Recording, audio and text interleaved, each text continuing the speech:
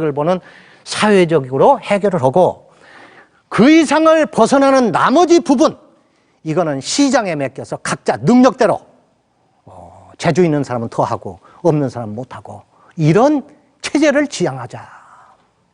물론 이거 한꺼번에 하자는 이야기는 아닙니다. 단계적으로 그 방향을 향해서 나가자.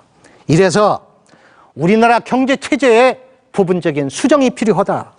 즉 생산과 경제 성장은 시장에 맡겨서 지속 성장이 가능하도록 우리 국민 모두 다 보장을 하고, 분배는 시장에만 맡기지 말고 정부가 재분배 정책으로 적극 개입해서 정부가 복지 국가를 지향하도록 해야 된다 하는 것. 세 번째, 재분배 정책에 필요한 소요자금은 대기업과 고소득층이 주로 부담해야 된다. 당연하다. 이건 수혜계층이 부담을 하자. 이 부담을 위해서 특별복지세를 신설하자. 이 특별복지세는 법인소득, 개인종합소득, 부동산 보유에 광범위하게 부과해서 연간 20조 내지 30조 원을 마련해서 이것을 가지고 재분배 정책을 쓰자. 이럴 경우 대기업과 부유층은 우리 저소득층을 위해서 엄청난 세금을 부담해서, 사회복지세를 부담해서 빈부격차를 줄이고 우리 사회를 복지국가로 만드는 그 일을 우리나라 대기업과 부유층이 하고 있다고 우리 국민들이 판단하게 될 거기 때문에 이 사람들에게 엄청난 자긍심과 사회적인 존경을 불러일으킬 수 있게 될 것이다. 네 번째, 끝으로 이러한 복지국가 실현은 지속적 경제성장 없이는 실현이 불가능하다.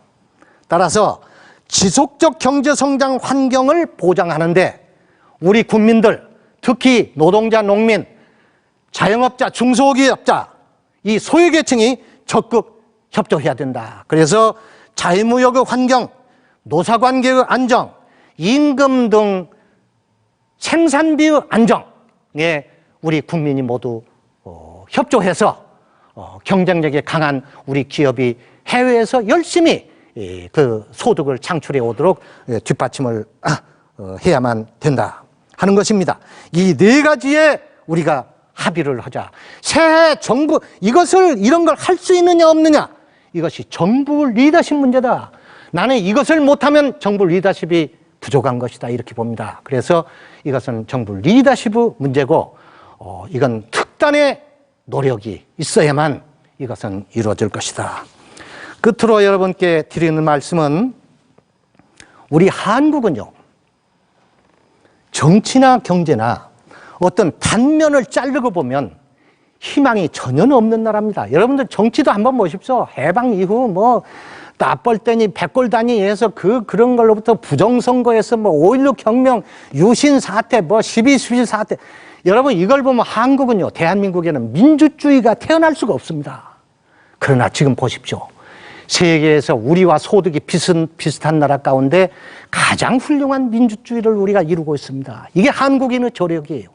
경제도 마찬가지예요. 여러분 1950년대 미국 물자 팔아가지고 그 돈 가지고, 원조 물자 가지고 정부가 재정을 운용했습니다.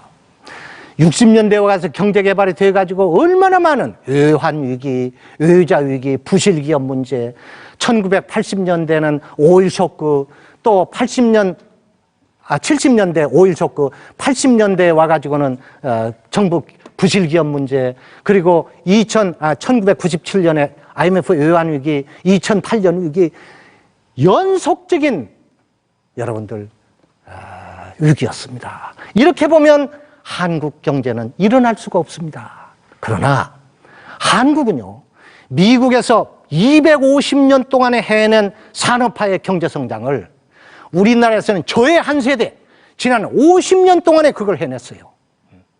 이런 성공을 이만큼 우리나라는 역동적인 나라입니다. 그래서 우리나라는 심지어 이 한국은 위기를 먹고 사는 경제가 한국 경제다, 그런 말을 제가 더러 하는데요.